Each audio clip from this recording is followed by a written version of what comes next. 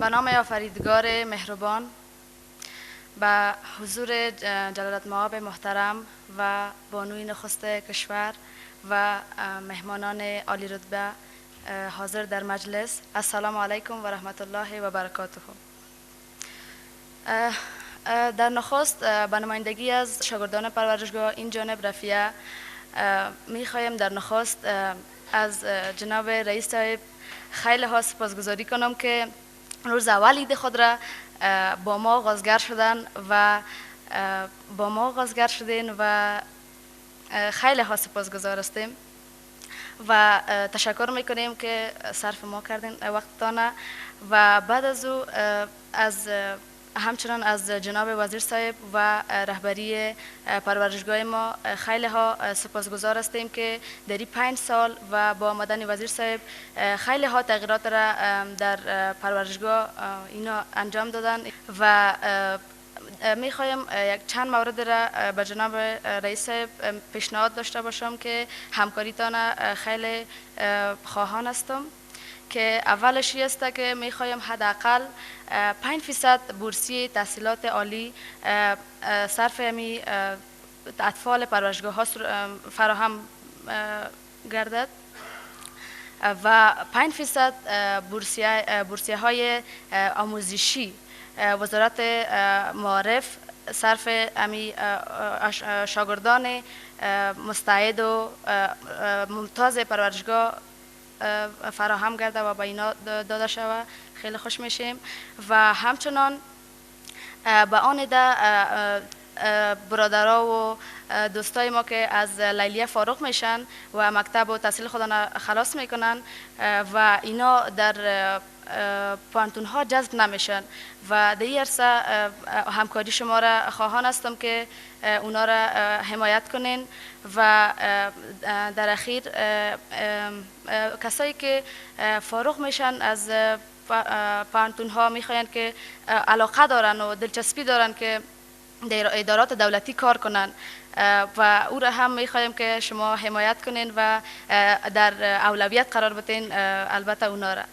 و تشکر از اینکه وقتتان بر ما دادید. بسم الله الرحمن الرحیم. السلام علیکم و رحمت الله و برکاته. گپ ما بسیار کوتاه است. چیزی که میخوام بگویم که بسیار خوش هستم که شما آمدین امروز، چون وقتی که عید باشه باید اطفال باشه. عید بدون اطفال هیچ مزه نمیده و از او خاطر ما میگم بسیار تشکر از اومدنتان که زحمت کشیدین و همیشه آمدین. خدا کنه که رئیس میتونه امرایتان همکاری کنه. امی تقاضا که علی شنیدیم ولی او باید سر از او گپ بزنه. از ما و شما باز یک جهان سپاس از اومدنتان و عیدتان مبارک باشه. تشکر. بسم الله الرحمن الرحیم. جلالت مآب د افغانستان جمهور رئیس آغلی میرمن بیبی گلغنی د هیواد لومړی میرمن، عالی قدر و میلمنو، ګرانو ماشومانو، السلام علیکم و رحمت الله و برکاتو. له هر څه لومړی زه د کار ټولنیزو چارو د رهبري په نمایندګي له تاسې نه مننه کوم چې په دې ورځ کې د موږ ماشومان موږ ومنلو او همچنان ټولو ته د لوی اختر مبارکي وړاندې کوم. امیدواره یم چې یو ورځ د افغانستان خلک د پیشرفت، ترقي او آرامي په وجه یو واقعي اختر تجلیل کړي. محترم رئیس صاحب جمهور، نننۍ ورځ چې موږ ومنلو دا زموږ ماشومانو ته دا روحیه ورکوي او ډېر غټ مورال د دوی په نصیب کوي چې دوی په ټول خلکو حق لري او د افغانستان واقعي وارثین دي چې واقعا یو غټ مورال پیدا کوي. موږ واقعا هغه وخت چې په ماشومانو باندې سرمایه گذاري وکړو په حقیقت کې د خپل د وطن د آینده لپاره سرمایه گذاري کوو چې دغه ماشومان هر یو زموږ سرمایه ده. فعلا په ټول مملکت کې 2 دولتي او 1 شخصي پرورشگاهی موجود دي چې تقریبا 14,000 ماشومان هلته پکې ژوند کوي او تعلیم و تربیه ویني. خو یو څه معیشتي اسانتیاوې دوی ته شته اما بیا هم لکه چې د منګه لورکۍ ویلې دوی ته پس له 13 کلنې او پس له هغې چې له 12 صنفه دوی فارغ سي هیڅ نوع تعلیمي او تحصیلي سیستم موږ نه لرو چې پس له هغې دوی څه وکړي او یا مهارتونه ور زده کړي او دوی په پښو ودرېږي ځکه چې دوی هغه ماشومان دي چې تش موږ ته سترګې پاتې دي او موږ باید دوی ته رهنمایي وکړو نو زه امیدواره یم چې د کار ټولنیزو چارو د وزارت په هڅو او د تاسې په حمایه او رهبري باندې موږ وکوای سو دوی ته یو خاص سیستم ایجاد کړو څو دغه زموږ نازولي ماشومان چې همیشه به د موږ حمایه ورسره وي وکوای سو یو نورمال تعلیمي سیستم چې د دو آینده بنسټ او سرمایه ده ورته کیدو بیا هم د تاسې له حوصله‌مندي او د تاسې له محبت او نوازش زموږ ماشومانو ته ډیره ډیره مننه شکر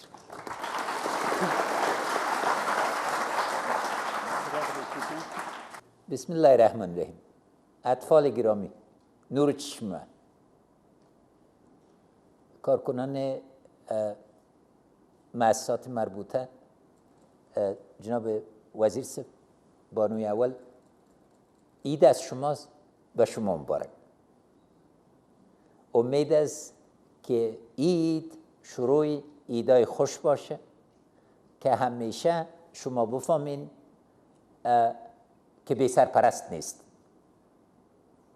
هر کدامتان اولاد مستی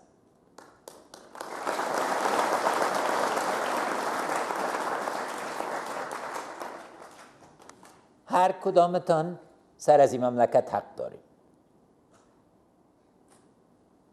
یک مملکت اندازه پیشرفتش به این نیست که چقدر پول داره چقدر سلاح داره یک مملکت اندازه پیشرفتش است که پشت اولاد خود خصوصا اولادی که تعلق تربیش و ایناش به دولت میشه به چی رقم میگرد بنابراین وزیر صاحب عمده‌ترین کار از دولت به عهده دارن چون قلب شما پاک است احساساتتان نهایت خوب است ما باید به نوبه خود این قرارداد اجرا کنیم امروز چون رسانه ها موجود دارن ما سر ملت افغانستان یک صدا میکنیم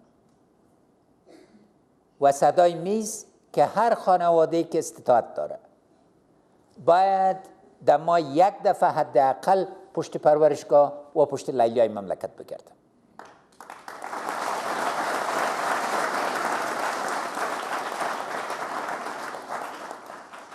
دولت کار خود انجام میده اما ملت باید به صورت مطمئن و همه جانبه پشت ضعیفترین و در عین حال قویترین بخش خود بگرده ضعیفترین از خاطر که طفل برای یک مدت ضعیف است اما قویترین از خاطر که کلانترین استعدادا در بین شماست و سر استعداد هر کدامتان من میبالم په هر یو باندې زویاړم او ان شاء الله تعالی دا ترتیب به ونیسو چې هغه غوښتنې چې وکړلې عملی سي ای نقطه را که رفیع جان و تبریک میگم هم خود رفیع جانه هم استادایتانه که یک دختر را به این جسارت و به این متانت تربیه کردین که به جرأت با امتنان با متانت بسیار زیاد صحبت کرده میتونه از تمام استادا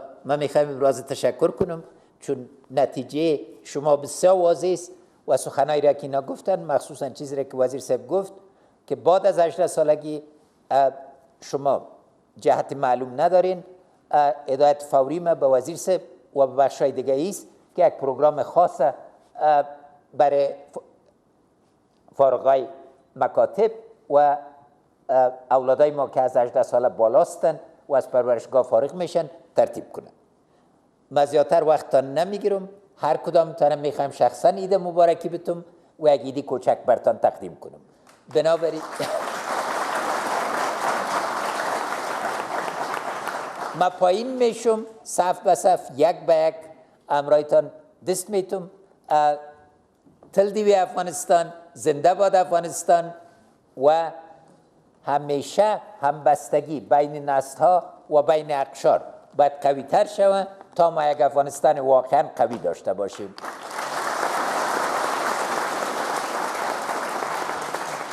و از امروز امید است این رسم بر سالها بانه که هر سال در روز اول عید اولاد پرورشگاه ما به برگ خواهد آمده.